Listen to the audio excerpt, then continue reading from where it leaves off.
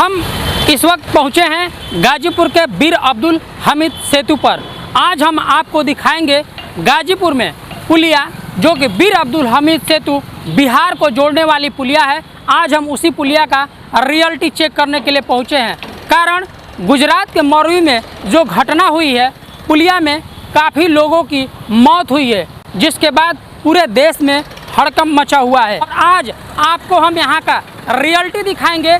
यह पुलिया क्या सही ढंग से काम करती है या फिर इस पुलिया का वास्तविक स्थिति क्या है। उत्तर प्रदेश के मुख्यमंत्री योगी आदित्यनाथ के द्वारा भी एक निर्देश मंगलवार को जारी किया गया है कि जनपद में जितने पुलिया क्षतिग्रस्त हैं उसका डाटा इकट्ठा करके और उसको शासन को रिपोर्ट सौंपी जाए।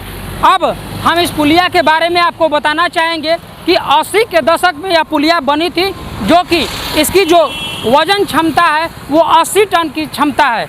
80 टन के अलावा इस पुलिया की अगर हम बात करें तो यह पुलिया कई बार क्षतिग्रस्त हो चुकी है और कई बार इसका मरम्मत भी कराया गया है। अब जिलाधिकारी आरिका अखौरी ने मीडिया से बातचीत करते हुए कहा है कि पुलिया की बैरिकेडिंग 10 फीट पे कर दी गई है। भारी वाहनों का आवागमन पूरी तरीके से प्रतिबंधित कर दिया गया है। सीसीटीवी कैमरे से उसकी निगरानी की जा रही है।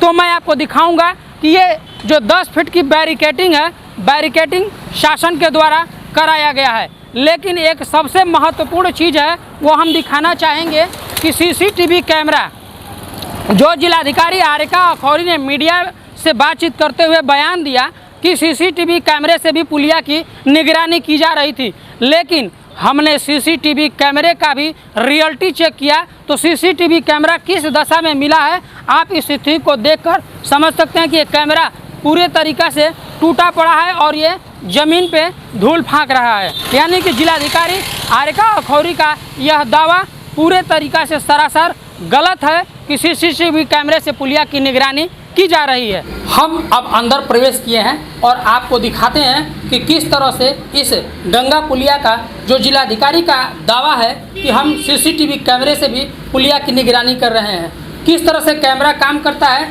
या फिर कैमरे की क्या स्थिति है, मैं आपको सीधा कैमरे से ही दिखाने का प्रयास करता हूँ।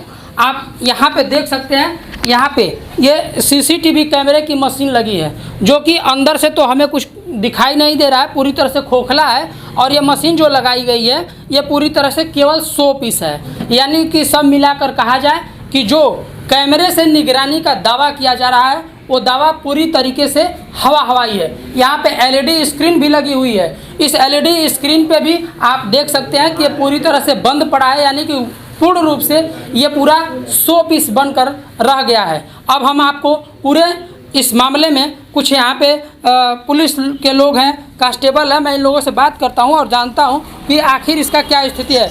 ये बताइए, कैमरा यहाँ पे काम नहीं करता है क्या? हम लोग जब से आए हैं यहाँ पे, एक मिनट कैमरा यहाँ, कैमरा 8वें महीने जब से आए हैं वैसे पड़ा हुआ, पहले से ही। कब आप आए थे? 8वें महीने, 8वां महीना। अच्छा, 8वें महीना में आप आए थे, तब से यहाँ पे कैमरा ऐसे ही पड़ा, बंद पड़ा हुआ है। वहाँ के वैसे टूटा हुआ जैसे था वैसे ही पड़ा हुआ है। अच्छा, कल जिलाधिकारी ने बयान दिया था, परसों दिन बयान दिया था कि इस पुलिया का सीसीटीवी कैमरे से निगरानी की जा रही है, लेकिन कैमरा देख रहे हैं कि ज़मीन पे पड़ा हुआ है और बंद पड़ा हुआ है। कैमरा पहले से ही जैसे था वैसे है। अच्छा, आप लोगों को निर्देश क्या दिया गया है? निर्देश में हाई गेट बैरियर को NHI वाले आए थे, 10 फुट कुछ इंच पे लगा कर गए हैं। अच्छा, जी उतने बरकरार है।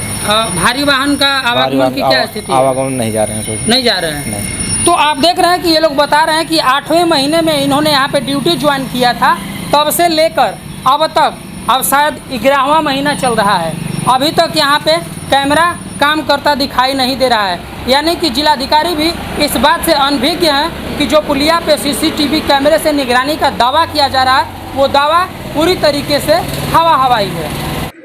देखिए, जो गंगा पुल की आप बात कर रहे हैं उसमें ये शिकायत आई थी, इंजीनियर्स ने बताया था कि उसकी स्ट्रेंथ कम हो गई है और ओवरलोडेड वाहनों को धारण करने की क्षमता उसकी नहीं रह गई है। इस कारण से पूर्व में वहाँ पर हाइट बैरियर लगाया गया था और सीसीटीवी कैमरेज लगाए गए थे और वही सिस्टम अभी चल रहा है।